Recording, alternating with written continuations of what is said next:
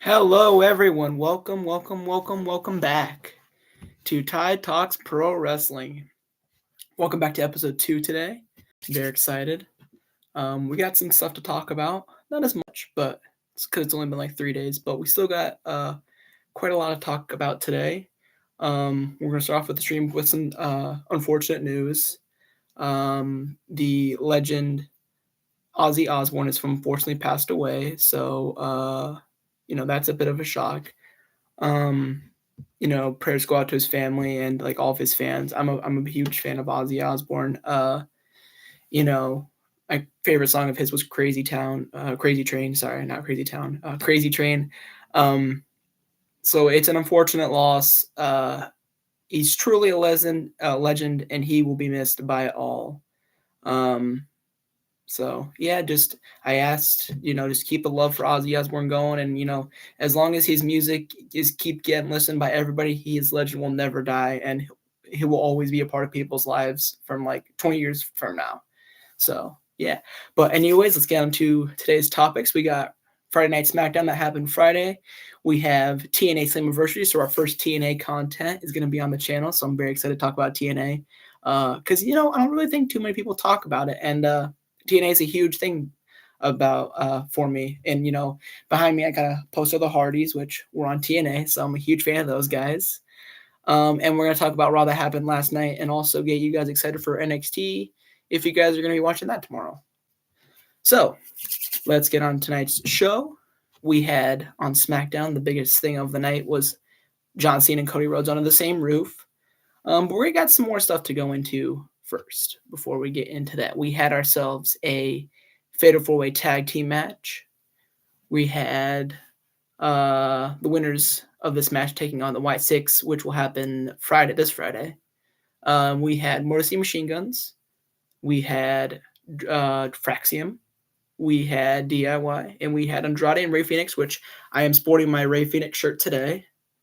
Because I love Rey Fenix and what they're doing with Andrade. I think that is a great thing to do, is pair him up with somebody that kind of matches Rey Fenix's style in a way, and I think Andrade complements that pretty perfectly. And it was a fantastic match. I want to talk about this match a lot. I know it's not in the order that SmackDown actually happened, but I really wanted to talk about this match. It was fantastic. It was the last match on the show, actually, before Cena and Cody did, but this match was great.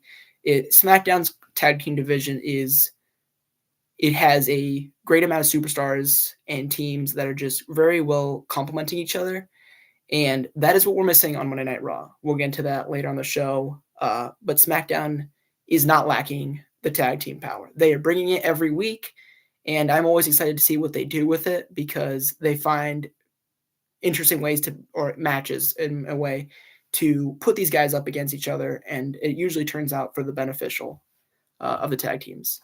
The winners of the match were Rey Fenix and Andrade, so awesome. 2 matches in, and they're already getting a tag team title match. So very exciting for this Friday to see if the White Six will drop them, because the White Six have made the tag teams on SmackDown they have beat them before. They, like a gang fight almost in a way. The 8-man tag team match happened. So will these other tag teams come out to help Andrade and Rey Fenix, or will they stay behind and wait their shot almost in a way? So that will be this Friday for the tag team titles. But Rey Fenix and Andrade, I'd be more than okay with them taking the titles, just because I think they're very good, and them winning the titles would be very much a shock factor. And as we're approaching SummerSlam, anything and everything is possible. We also had Stephanie Vaquer on the card. Stephanie Vaquer on SmackDown. That's pretty cool. Love to see Stephanie Vaquer wrestling. She wrestled Alba Fire. And I think that's really cool that you're having Stephanie Vaquer jump over, because, I don't think she necessarily has to face the Women's World Champion at Clash in Paris. I think she could, if she wanted to, face the Women's Champion, whoever that may be, after SummerSlam. It'll be either Tiffany Stratton or Jade Cargill. We'll have to wait for SummerSlam. But I really don't think that's in the clause, because she won the Battle Royal at Evolution. I think she could choose anybody she wanted to. So when they say, oh, she's definitely going to challenge the women's world champion, you never know, because Naomi was on Smackdown and she was the Money in the Bank winner, but she cashed in on Raw's championship. So everything is possible in the world of wrestling. So I really think that maybe Stephanie Vercare could challenge the winner of Jade Cargill versus Stephanie Vercare at Clash in Paris. I think it'd be a pretty good match if it was her and Tiffany Stratton.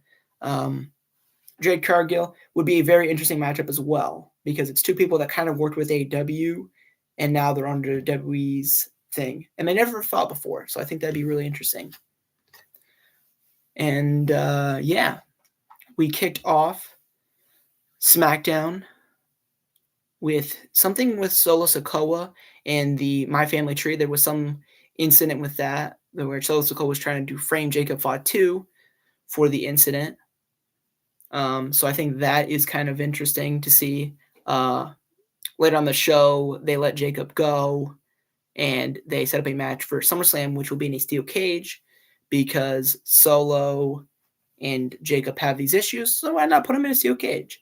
So hold on to this. This is a huge theory that may happen, though. I think it could be Tama Tonga that did this to Tonga Loa. Now, it may be a very good twist, because on the last episode I said Tonga, when Solo Sikoa said his family tree was complete, Tama Tonga's still not there. Where does Tama Tonga fall into this? Excuse me. So that could be very interesting to see where Tama Tonga lands in that. I feel like he would be a very good addition to the Jimmy and Jacob Fatu team. And, they could have, you could throw in Jimmy and Roman. I don't know if that's going to be the plan for War Games or not, but I feel like they could do something better than just the Bloodline versus the old Bloodline again. But definitely down the line, we could see another team potentially join too. Like, could you see the Street Profits team up with them at some point, or the Tag Team Champions, if that may be anybody down the line? Like, they could join forces with Jimmy, Jacob, and Tama, and, they could face the Bloodline, or, are they going to get another member to round out their three, and then a fourth member to join the group? So you never know. Also on the night, we had Charlotte Flair and Alexa Bliss. This is I love this tag team. And one night they captured me pretty quick, because Charlotte Flair was getting cheered almost the whole match with the women's match, and I thought that was awesome. She faced Raquel Rodriguez, and Roxanne was in Raquel's corner and Alexa was in Charlotte's corner. And Alexa, kind of, when the ref was turned around, kind of got the revenge, and Charlotte rolled up Raquel to win the match. And then it was made official that Charlotte and Alexa will face the Judgment Day for the tag titles at SummerSlam, and this is the best thing possible for that storyline. There were rumors that Charlotte and Alexa were going to face one-on-one at SummerSlam. I'm happy that's not the case. I hope that Charlotte does not turn heel on Alexa Bliss, but it's very possible. But I want this story to ride out. I'm in love with this storyline. I think the women's division, like I said last video, is killing it. And I am super excited to see where the storyline continues. I hope it continues with them winning the tag titles. I would love that. Them going to NXT would be fun. Them going to TNA would be even cool, because you could do that because with the TNA partnership. So there's a lot of things that could definitely go on with that. And then on to the last part of the show was contract signing for John Cena and Cody Rhodes. So this was a huge thing. So Cena comes back out, and he's kind of he's not being a villain. He's saying, oh, I'm shooting a movie for Netflix, and I can't wrestle at SummerSlam. And Cody's like, what? Like, he's basically like, this isn't happening and stuff like that. So Cena was ready to just walk out scot-free. Like, he was just going to skip over SummerSlam. And he's only got, I think I read online, like, only like 14 more dates, which is really, really crazy to think about. Like, we've only got realistically like 2 weeks of John Cena left out of the entire year, and it's only the end of July almost. So we still got a lot of time that I'd really like to say to John Cena. Um, I don't think he's going to add time onto his contract by any means necessary. I think that's not going to happen. So I think once he's not going to add any more dates. So once these 14 dates are done, he's done, and he's going to be done with wrestling. But Cody and him brawled. He was ready to leave, and he kind of attacked Cody during the match. So I was like, well, he's not obviously hurt. He's just trying to escape the match because he doesn't want to face Cody at SummerSlam. But Cody grabbed him back in. They brawled. He put him through a table, and he signed the contract for John Cena. He goes, oh, hey, John, if you haven't looked at the contract, our match is a street fight at SummerSlam. So it'll be John Cena versus Cody Rhodes in a street fight for the WWE Championship, which is awesome. I just hope we don't see Travis Scott or The Rock anywhere near this match. I hope it ends with just these two fighting it out. It's very possible somebody could intervene. The Rock is my best bet, I would say, because SummerSlam. That's a huge pay-per-view. So it's very possible that he could walk out. Same thing with Travis Scott. He could easily walk out as well.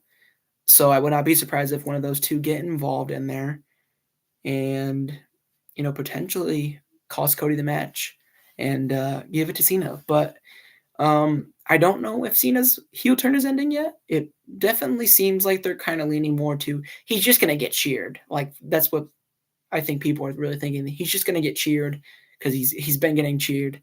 And but I think the heel turn has actually worked a little bit. And I hope it does continue a little bit longer, at least until I wouldn't say the whole thing. So I'm thinking realistically when he could, maybe maybe September, right before he goes to Perth in Australia for Crown Jewel, maybe. But honestly, I think SmackDown was great. I think it was a great show to build to SummerSlam. And it does add intrigue to the Cody and Cena match.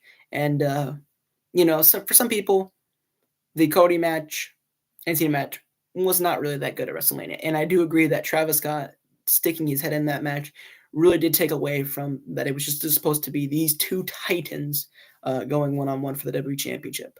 So I think Travis Scott coming out there did ruin a little bit of it.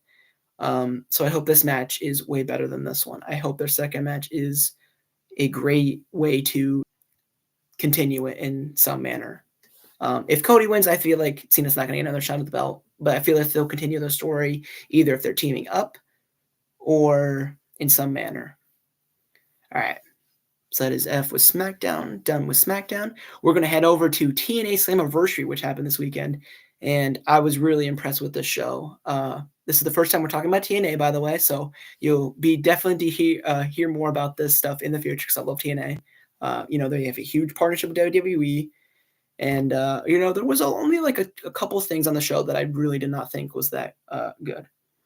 We kicked off the night. And by the way, I'm not going to go over the countdown. I did not watch that stuff, the pre-show. So we're just going to go on to what the main show is about and, give our little what was cool and what was wrong and what could be for the future for TNA as well. So the show kicked off with Cedric Alexander, Mustafa Ali. This was a good match. This was a very good match to kick off the show. This was perfect. I have to admit, with the card, they really did put it in very good order of where each match flowed perfectly. I really think they did good with that, for sure. So, but this match was just either this was match of the night or the match we'll get later on with the tag teams. I think that this one or the tag team match was match of the night. I think these two guys, WWE knew what they were doing, and TNA is like, well, we're going to do the same thing, but better. And with Order 4 in the way, Tasha Steelz got involved in there with the steel chair, and she took a great lumbar check. That was a great sell by her and by Cedric. And in the end, Mustafa Ali would win the match because of the distraction by Tasha Steelz. But this match was so good, and the crowd was all for it. I think they knew that these two were going to deliver because if you've watched WrestleMania I think it was like 20, maybe. I think it was WrestleMania 34 in New Orleans, and these two killed it on the pre-show. On the pre-show, that match should have been on the main card. I feel like it did better than the Raw Tag Team match that year, but they delivered. It's great to see these guys, and I hope they do fight again, possibly over the X Division title. I think that'd be very cool to see, or possibly over another championship, or maybe a 2 to 3 falls match, which I think would be a very great match as well. So we get a definitive winner out of the 2 falls. Next match on the card, and these aren't in any specific order, by the way, as well. Tessa Blanchard and Indy Hartwell. Now, I think this match was better than the JC Jane and Masa Slamovich match we'll talk about later. I think these two really delivered, and Indy Hartwell is doing phenomenal in TNA. A lot of people, I think they were talking about on the pre-show. I heard a little bit, but they're saying, "Oh, Indy Hartwell's the best." What am I thinking of? The best pickup for TNA when she got released from WWE, and he's the best pickup that TNA got. And I'm really starting to agree with it because she's really doing really well with these matches. And I really think she's putting in a ton of effort, and they're giving her a chance to shine because in WWE, they really reflected on her teaming with Candice. And, she really get to show herself as a singles wrestler as much as people probably wish she did. In NXT, she was kind of doing that a tiny bit, but not enough where you really got to see too much of it. But she kicked out of Magnum, which was Tessa Blanchard's finisher, so that even adds more intrigue to it, that she's the first person to kick out of Magnum since the return of Tessa Blanchard. And Indy Hartwell ended up winning the matchup. So another belt, another notch in the belt of Indy Hartwell. And she easily could be on her way to winning the TNA Women's Championship at some point. And, I feel like it falls in perfectly with who is champion currently. So I think that'd be a great matchup. We'll get on to who that is later in the show. But yeah, and then after the match, Gia Miller, who is I kind of want to say interviewer. She was attacked by Tessa Blanchard back there. So I wonder if something's going to go on with that, if we're going to possibly see the interjection of Ace Austin at some point, which is her real life boyfriend, I think. If that's possible, if he's coming back to TNA or not, I don't know. Or if Gia Miller is going to bring in somebody to take care of Tessa Blanchard for her. It's very possible. And for storyline purposes, I think they just suspended Tessa Blanchard indefinitely is what I think I heard.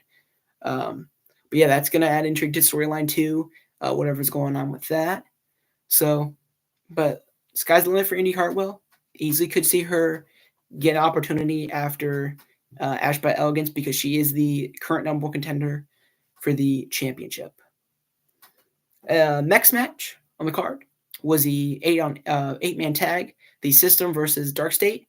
And I'm not going to lie, I'm not a fan of this match. I was not a fan of this match. This match was not my cup of tea. I think beating that Dark State was such a relatively new product that WWE has kind of made, and that they kind of didn't really get to show that as much, and they were kind of beat by just the TNA guys. Didn't really do anything for any team because there wasn't enough of Dark State to really be shown in the match, and there hasn't really been enough of Dark State in general, like in NXT or TNA, of really showing what their abilities are like. So the System did beat them. Matt Cardona and Brian Myers didn't really get that big of a reaction as much as I would have assumed in Long Island because it was in their hometown. And I don't know why the System are faces all of a sudden. It didn't really make that much sense to me why this match happened. I would have rather see anything else on the card, maybe a defense by Steve Macklin, or what was originally planned, AJ Styles and freaking Kazarian, I think was planned to do a segment. I would have rather that be a match on the card. We'll talk about what AJ did later on in the night. But I would have rather have seen AJ versus Kazarian in a one-on-one match. I think that would have been a great thing for AJ to come back and wrestle, and I think Kazarian would have been a very cool attraction to have just in a match. And he was on the card, but he wasn't in a match. And we'll talk about what Kaz did later in the night. Next match on the card we have the X Division Championship. This match was very good too. It wasn't match in the night quality, but this match was very good. We had Moose versus Leon Slater, and history was going to be made either way in this match. So that already added intrigue to this match. Either Moose was going to become the longest reigning TNA X Division champion, or Leon Slater was about to become the youngest champion at 20 years old. And he's younger than me, so that's kind of crazy to know that he's younger than me, and he's at such a high level that he's already getting a huge opportunity on Slammiversary nonetheless. Leon Slater is a great talent. I so wish WWE still had their cruiserweight division, because I feel like he would be killing it in that division. I feel like he'd be a great high flyer to have on the 205 Live and watch every Friday, because I love watching that stuff. But great match, great fantastic match, and Leon Slater would beat Moose to become the X Division champion, the youngest X Division champion in history. And Moose shook his hand, so we could be seeing a good guy turn for the system, which is kind of interesting. I thought this was already pretty good bad guys. I think those guys have been the best villains on TNA. They've really been the heel group to really that gets in everybody's way with the tag titles, with the TNA World Title. They've done that before, so I really find it interesting that the TNA is changing the system's character in a bit. But after that, you hear the famous "Get ready to fly." AJ Styles' theme hits, and he comes out to congratulate Leon Slater. Very great promo by AJ to cut and kind of put over the newest division of the X Division, because he is the inaugural X Division champion. AJ Styles knows what it means to hold that belt and have all this limelight on you, because he was the first guy, and he was one of the best wrestlers in TNA, and he was there for so very long as well.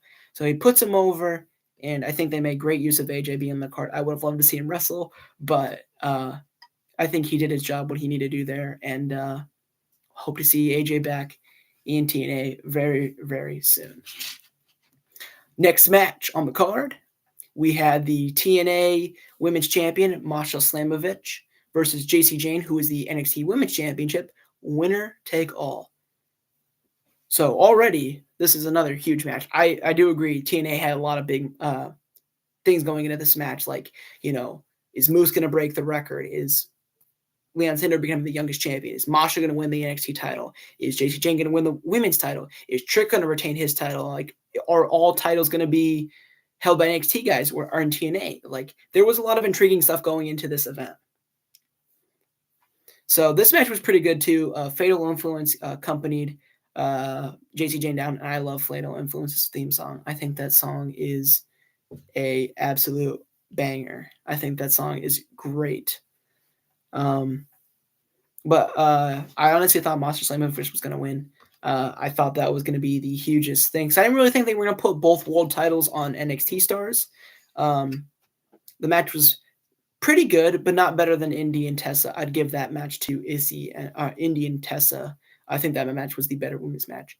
But Fatal Influence got in there the entire match until Zaya Brookside and Yi Ling came out, who is Zia Lee formerly.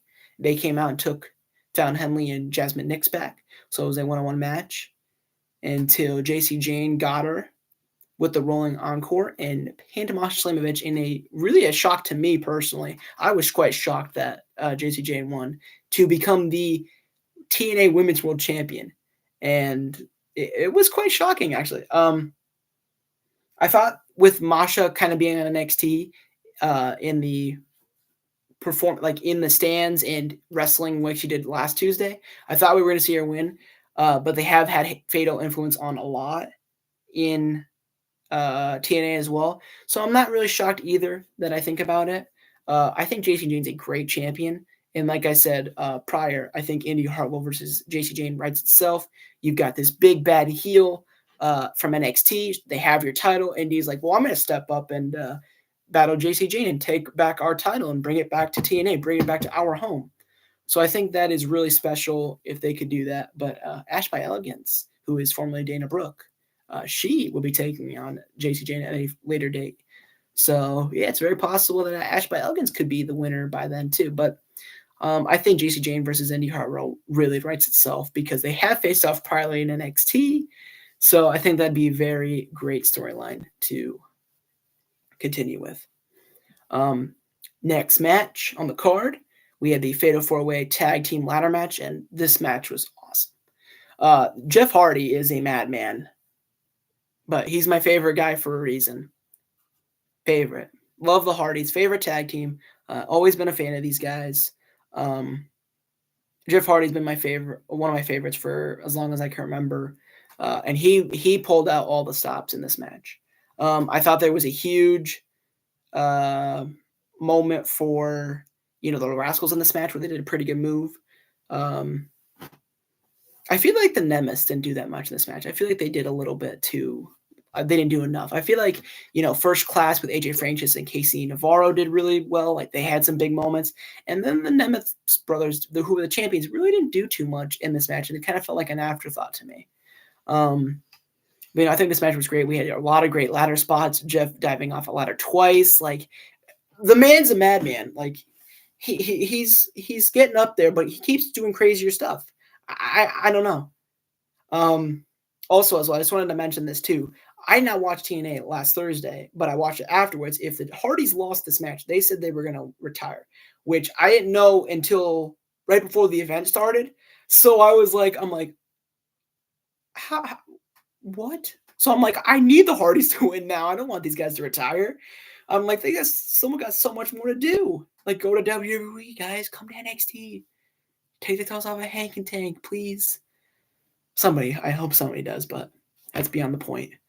I thought this match was fantastic, and the ending was really unique, where Jeff pressed a button on a remote, and a rope ladder came down from the rafters, and that is what they climbed up to retrieve the titles. So the Hardy Boys retained won back their titles from the Nemesis. This match was crazy. People going through ladders. It was just insane. I thought this match was really done well. I think TNA is the rope ladder spot was very unique and very cool, and it just says to the Hardys that they're the king of ladder matches. I think sometimes, like, they do something special for it. You gotta do something, like, you don't want to. The Hardys have had so many matches. You don't want to do the same thing every ladder match because that doesn't make it intriguing. So I think that added something to it. So after this, they were celebrating, and then the music of 3D hits, which is Bubba Ray and Devon, which I was pretty shocked to see because I'm like, are they both here?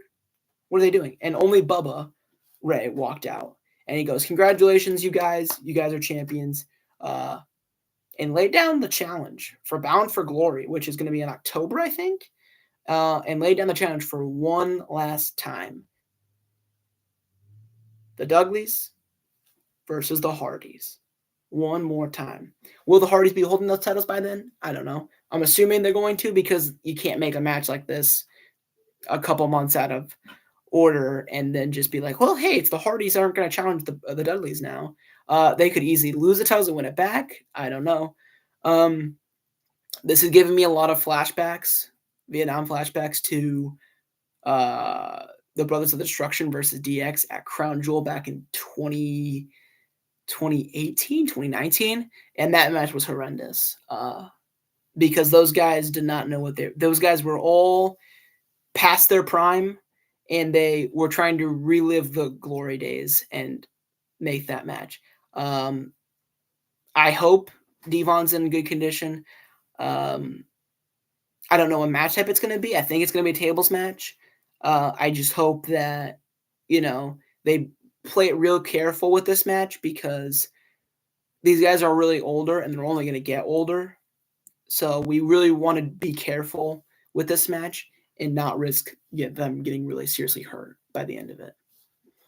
And on to the main event of the evening. We had the TNA World Champion, Trick Williams, defending against Mike Santana and Joe Hendry. Now, but this match was pretty good. I thought the ladder match and the starter was really good matches. But this match was good. It told the story of what it needed to do, and that is that Mike Santana will be a future TNA World Champion. because he didn't get pinned in the match, and he really had a lot of good moments. So in the lead up to the ending of the match, Trick Williams faked a knee injury, and like a lot of people, like myself, I thought he was actually hurt, and they were taking him back. But I'm like, why did they stop at the entrance ramp? And so when Santana hit spin the block and his finisher on Joe Hendry, Trick Williams came back out, threw Santana out, and pinned Joe Hendry to retain the championship. And it was smart by Trick Williams to do that, but some people are a little bit bummed that Mike Santana did not get it. But to me, it only builds further that we will get a one-on-one match between Trick Williams and Mike Santana. I think we're going to get that in the near future. Maybe Bound for Glory, I'd say, because that's their biggest event by far. And I would say that's where Mike Santana gets it, because Bound for Glory is a huge event for having some big things where Josh Alexander won the title, but Moose, he cashed in his opportunity.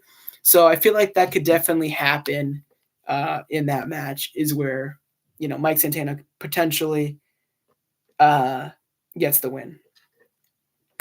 All right, before we switch gears and go to Raw, we're going to do, on this day, TNA Impact held Slammiversary again in Toronto, Ontario, Canada, where Brian Cage, who is a part of AEW, won the X Division Championship from Matt Sydal. But Slammiversary, another huge event.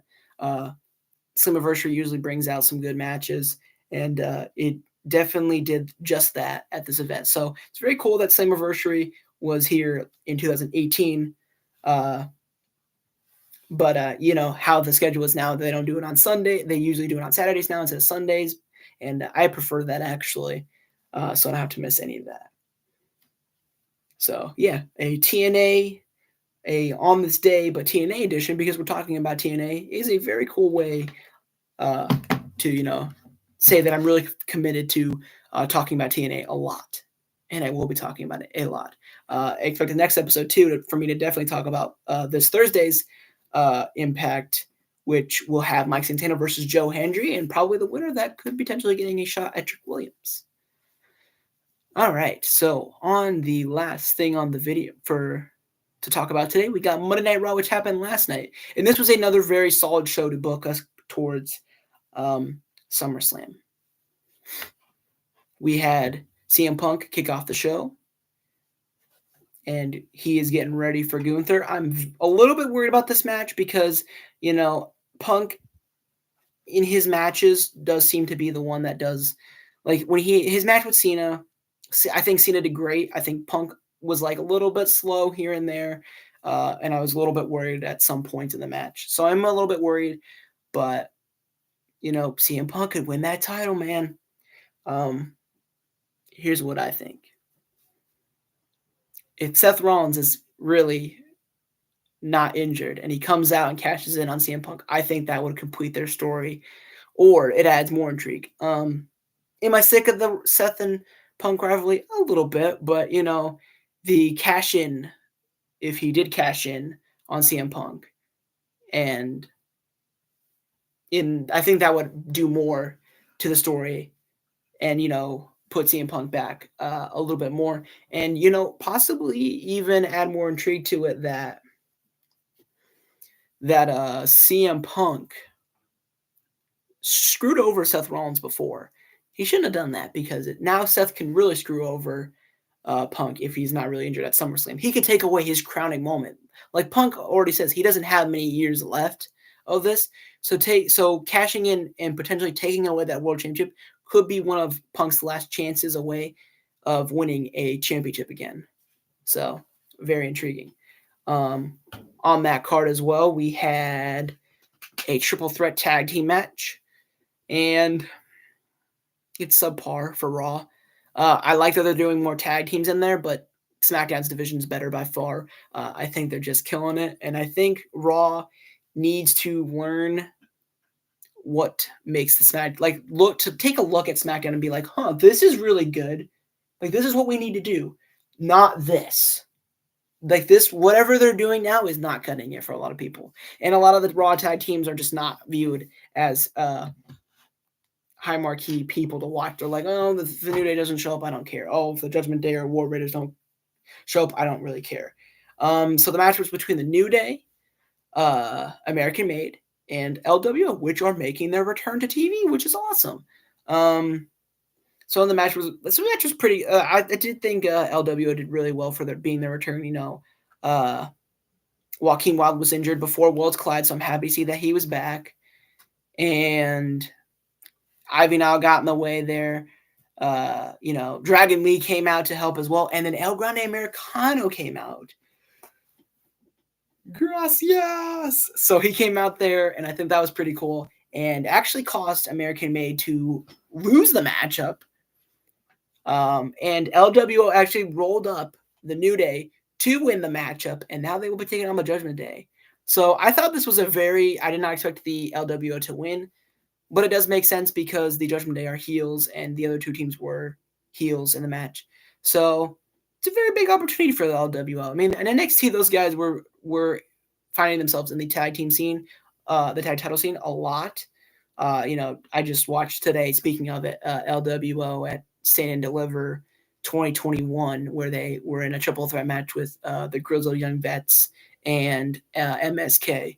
And, they really did do good together. And they really had themselves at a high level where at some point I'm like, hey, these guys could be future champions. So yeah, that's very cool. And they could win. Watch if Rey Mysterio comes out. That would be cool. Because that would be really cool to see the LWO versus the Judgment Day. It could definitely happen. Because, Dominic's in the Judgment Day. Rey could easily come back out and be like, no, we're going to give them a shot to win it. It's very possible. Very possible.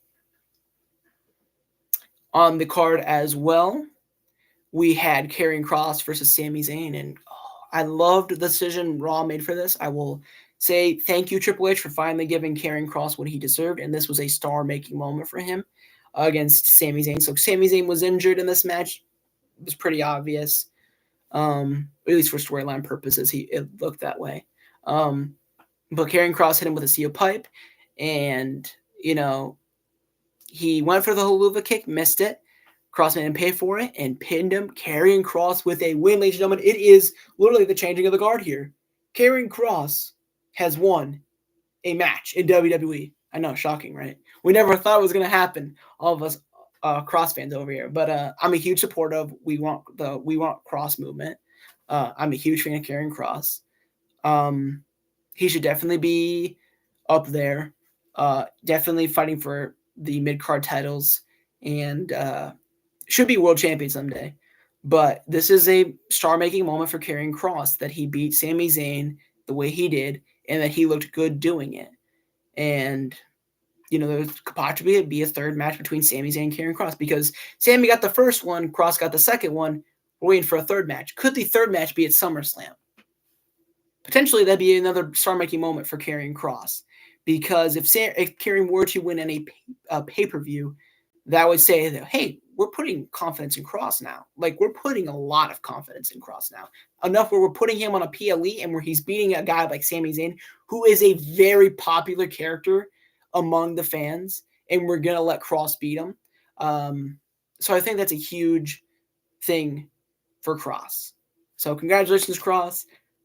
We're hoping all of us fans that are a part of the We Want Kross movement are hoping this is these things for bigger, and this is the start of bigger and better things for you.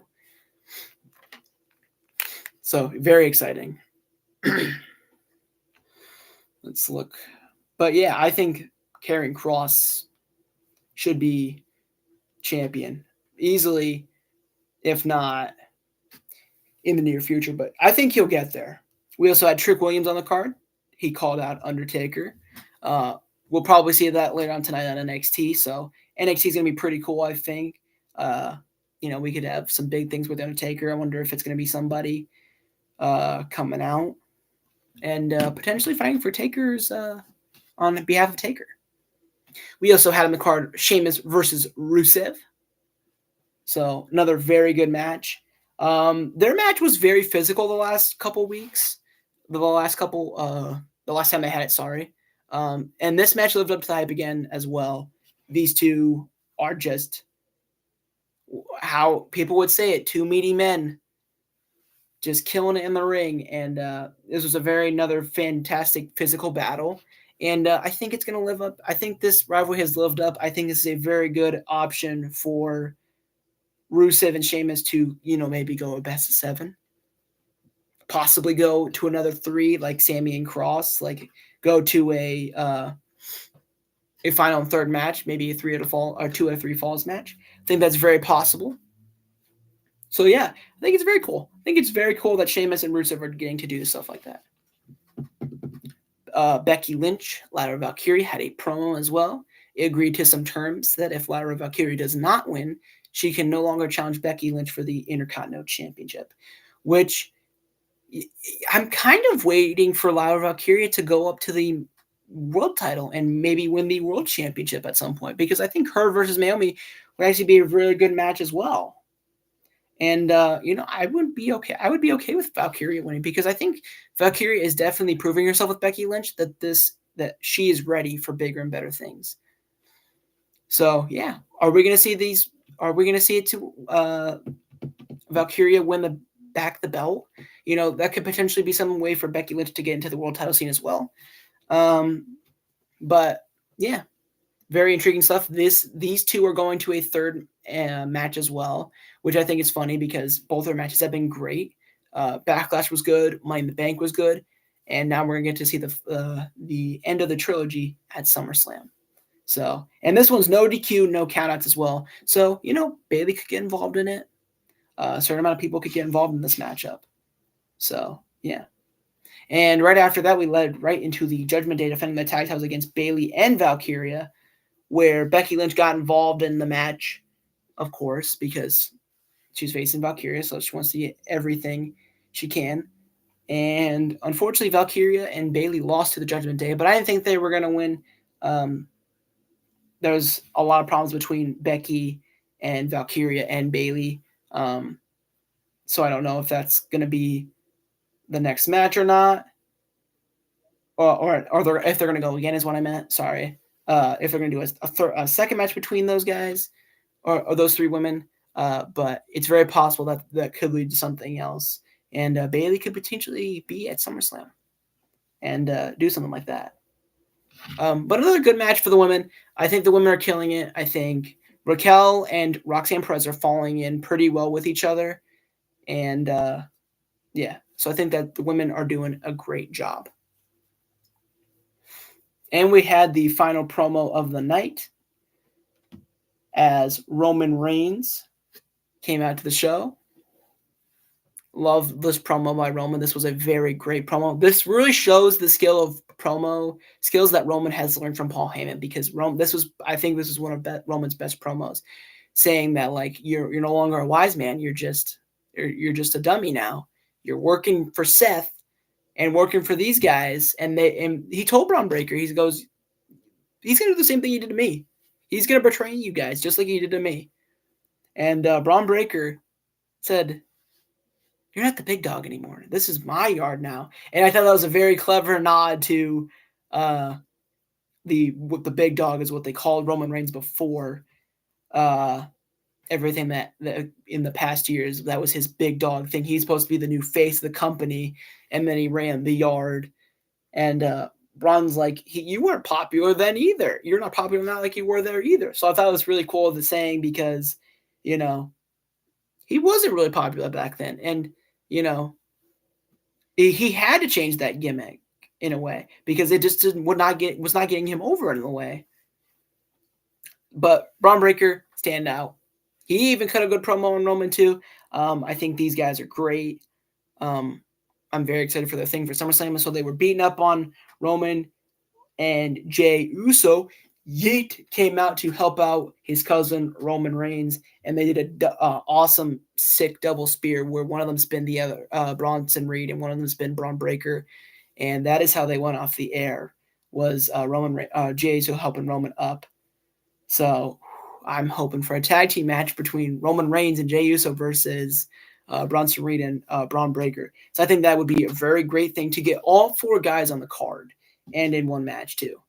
Some people said, "Hey, we could do we could do 2 separate matches." I just don't think you need that. You've got a lot of matches you can do. Excuse me, on SummerSlam. You have the tag titles for SmackDown. You have the Raw tag titles. You have the United States Championship for the women's. You have Sammy and Cross. You have Rusev and I think I said Rusev and Cross. I meant Zayn and Cross. You have Rusev and Sheamus. You have a ton of matches to put on the card. You do not need to worry about putting them in separate matches, because I think the storyline is kind of that Roman's going to lean into friends, as instead of fighting alone to combat Braun Breaker and Bronson Reed and potentially Seth Rollins when he comes back. So yeah, I thought Raw was great too. This is a great build to and then the women's match as well. Sorry. We had Io Sky versus Stephanie Vaquer as well. And Naomi stuck her nose in the business, and so did Rhea. So that match was a no contest, actually, because Naomi got involved there. And, that was a little bit, I could see that the match was going to end a no contest, because they weren't going to have Io lose before SummerSlam and not destroy the build of Stephanie Vaquer, because she is getting built up every week, because she will be facing the A champion at Clash at Paris. So yeah, that's just building towards the women's stuff. I think the women are doing amazing work, and SummerSlam is definitely going to be another highlight for the women as well. You got the women's tag team match. You got Becky and Valkyria. You've got Tiffany and Jade. So there's going to be a lot of standout moments for the women at SummerSlam, as such as Evolution was a standout moment for them, and they're continuing off that momentum, and I think it's only going to get better. I think we're just getting started with all the great women's matches. But yeah, the future is looking very good for the women. I think SummerSlam is going to be a very good show, depending on how they do it and how they I wouldn't say how they pace it, but who goes over and what they do with the main event with Cena, and if Seth comes back as well, and what matches they do potentially still add on to the card. I want the tag titles to be back on SummerSlam. I hope both sets of tag title belts are on SummerSlam, so it's definitely possible. I hope Cross gets on SummerSlam for sure as well, but only time will tell for that. And we're going to go over NXT for what's going to come on later tonight as well. So like I said prior before, Undertaker's going to confront Trick Williams tonight. We're going to have Ricky Starks versus Jasper Troy, Ren Sinclair versus Blake Monroe, NXT triple threat match for the championship. We're going to have Obafemi, Josh Briggs, and Yoshi Inamura. That should be a very big match. It's going to be very good, I think. Do a lot of great stuff in this matchup. And yeah, I'm very excited. And I think there's an 8 mixed tag team match too. I think we have Sol Roca and Zarya teaming up with Hanging Tank versus the Koning, which is Sean Spears, Nico Vance, Tatum Paxley, and Izzy Dame. So that is it for all we're talking about.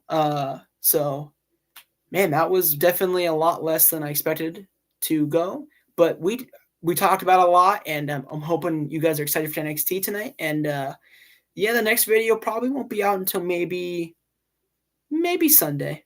Maybe Sunday will be the next one, and we'll talk about tonight's NXT, AEW, TNA, and SmackDown for sure. But the future is looking bright for pro wrestling. We're getting on that way to SummerSlam, and I think NXT's got a pay-per-view. No, actually they don't. I think Heat Wave's the next one. So yeah, AEW's riding momentum too. So there's a lot of good stuff happening, and I'm gonna be here. Yours truly is all gonna talk to you about it. Gonna get to talk to you about it. So very exciting stuff's coming. We're definitely going to do a lot more videos. You're going to be seeing a lot more of these awesome shirts. Ray Phoenix shirt today. And yeah, awesome stuff coming our way. And yeah, we'll be going over SummerSlam too when that comes out. So I'm excited to review my first big pay-per-view, because that'll be my first big one other than, the AEW one. But that'll be my first big one where it's, I have to cover 2 nights of pay-per-view. So it's going to be a lot of work. But I hope you guys are going to tune in and watch it with me. And come watch, and we get to talk about some cool stuff on here. So thank you guys for watching. I hope you guys like, drop a comment. And if you're not subscribed, please subscribe. It means a lot. My first video has been doing great views, and we got a couple new subscribers. So I hope this video does even better than the first one. Well, why not? You guys can do it. I trust you guys. You guys are awesome. So do as good as work as you did on the first one, and do better for every video going forward, because we want the channel to grow, guys. And with this channel growing, I get to do more stuff, and more streams. And if we get enough subscribers, we'll have a little bit of a party too. Why not? And I hope you guys will join me on that party, and continue to join me on this adventure as we talk about everything pro wrestling. All right, guys, thank you guys for watching, and I will see you guys on the next video. Be kind, people. Love you guys. Peace.